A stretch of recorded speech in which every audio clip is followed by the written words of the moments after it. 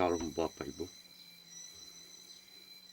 selamat beraktivitas dan Tuhan Yesus memberkati. Haleluya, haleluya, haleluya, amin. Bapak Ibu, hari ini tanggal 6 Juni 2023 dan di sini Bapak Ibu, aku mau ceritakan tentang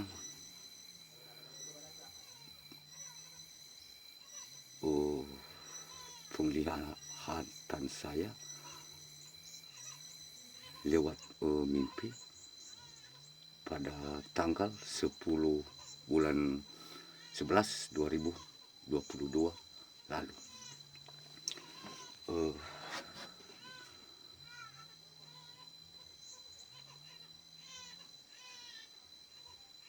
Malam Kamis jam 3 subuh Bapak Ibu, tiba-tiba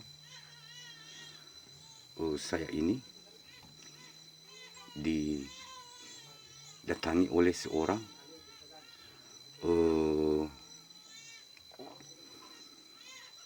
tentara Matius dari Papua, dan aku kenal dia bahwa bapak itu tentara dari YouTube. Dan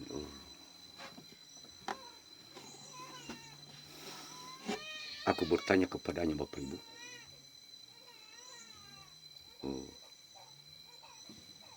kenapa Bapak datang ke rumah aku? Apakah saya ini ada salah? Apakah Bapak ini mau menangkap saya? Dan satu kata pun Bapak Ibu, dia tidak menjawab. Dan tidak lama kemudian, dan dia berkata, ya, memang aku seorang tentara di Papua. Tapi itu secara tubuh jasmani ini. Dan sebenarnya roh yang ada di dalam diri saya ini adalah seorang malaikat Tuhan. Saya adalah malaikat Mikael. Dan aku terkejut Bapak Ibu, sambil ketakutan. Saya berpikir secara manusia, jangan-jangan aku ini dijemput oleh malaikat Tuhan mati. Apakah saya ini meninggal atau tidak ya? Aku berpikir dalam hati seperti begitu Bapak Ibu. Dan tidak lama kemudian, dan Bapak Matius itu mengangkat tangan kanannya seperti begini Bapak Ibu. Dan tiba-tiba di situ muncul sepasang sayap putih besar. Dan diambilnya itu Bapak Ibu, dan ditaruhnya di pundak sebelah kiri saya ini. Dan setelah itu dia lagi balik angkat tangan kanannya, dan tiba-tiba di situ lagi muncul sebuah padu besar dan satu paku besar warna putih panjang dan bersegi empat Bapak Ibu. Dan dia ambil paku itu sama palunya, dan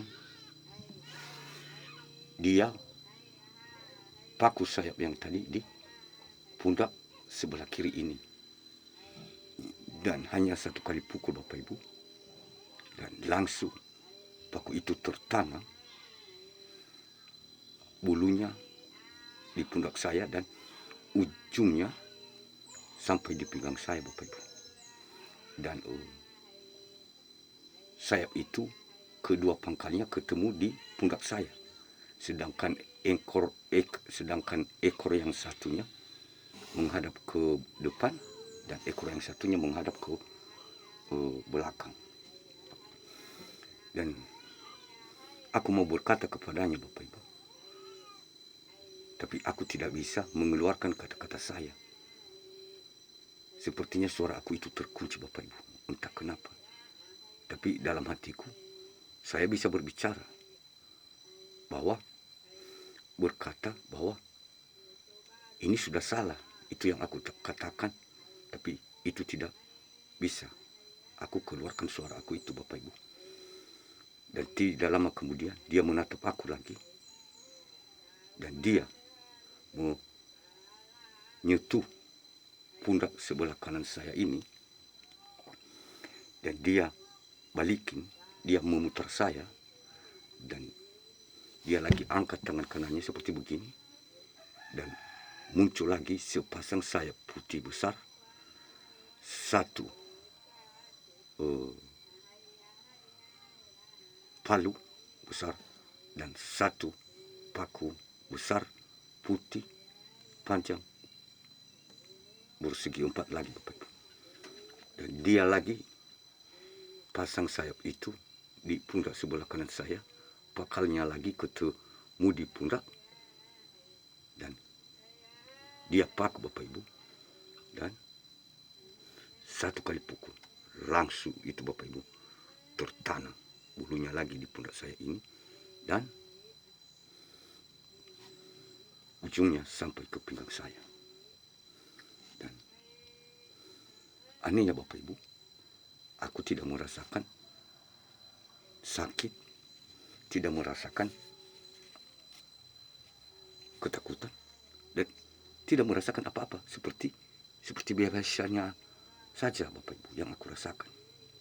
Dan setelah itu aku berkata kepada beliau sambil mohon-mohon, Pak, kenapa jadi begini? Ini Pak sudah salah. Biasanya sehelai di kiri, sehelai di kanan. Jadi seperti begini, Bapak Ibu, dia pasang. Tapi kenapa ini satu pasang di pundak sebelah kiri, satu pasang di pundak sebelah kanan? Jadi tolong Pak, perbaikin kembali. Dan tidak dia menjawab, Bapak Ibu, satu kata pun dia tidak menjawab, kecuali menatap aku terus. Dan tidak lama kemudian, Bapak Ibu, dia itu menghadap saya, dalam keadaan menghadap saya, dan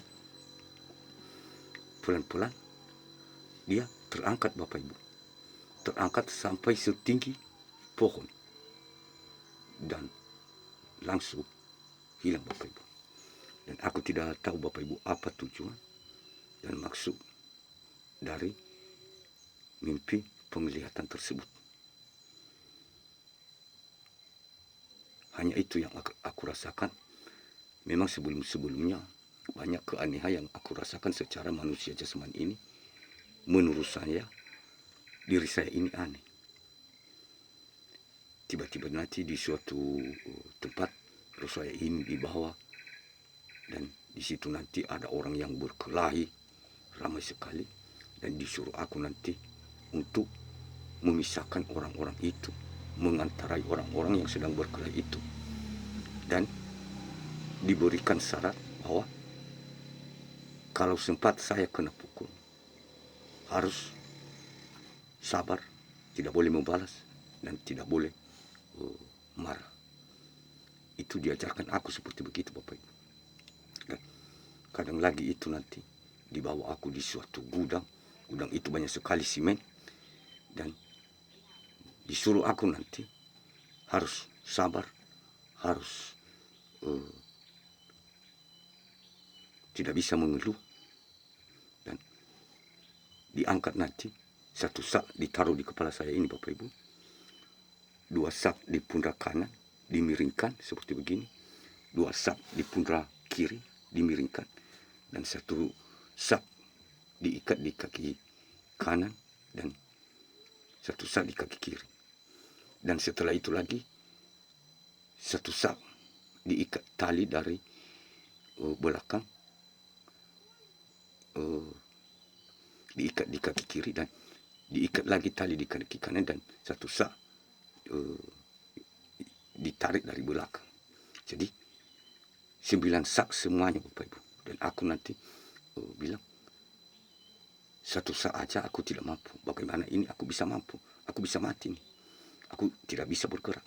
Tapi orang itu nanti berkata, tidak, kamu harus pasti bisa. Harus bersabar dan jangan mengeluh. Tapi anehnya Bapak Ibu, bisa aku bedakan semua dengan secepatnya. 1 hari yang dia janjikan kemarin itu, cuman hanya sampai jam 3 sore sudah selesai Bapak Ibu. Tapi banyak lagi kejadian-kejadian dan aku tidak mengerti sama sekali. Hanya itu yang aku rasakan begitu nanti kembalinya roh saya itu ke tubuh saya ini. Saya merasa capek, lelah sekali Bapak Ibu. Seperti orang yang sudah betul-betul kerja dengan banting tulang 1 hari penuh tanpa istirahat. Sehingga nanti ada 2 malam 2 hari saya tidak bisa beraktivitas, lelah sekali, dan semua badan ini sakit. Aku tidak tahu kenapa, tapi kira-kira begitu Bapak Ibu tentang kesaksian saya. Dan terima kasih banyak kesempatan yang sudah diberikan kepada saya, dan selamat beraktivitas kembali. Shalom. Tuhan Yesus memberkati selalu. Haleluya, haleluya, amin.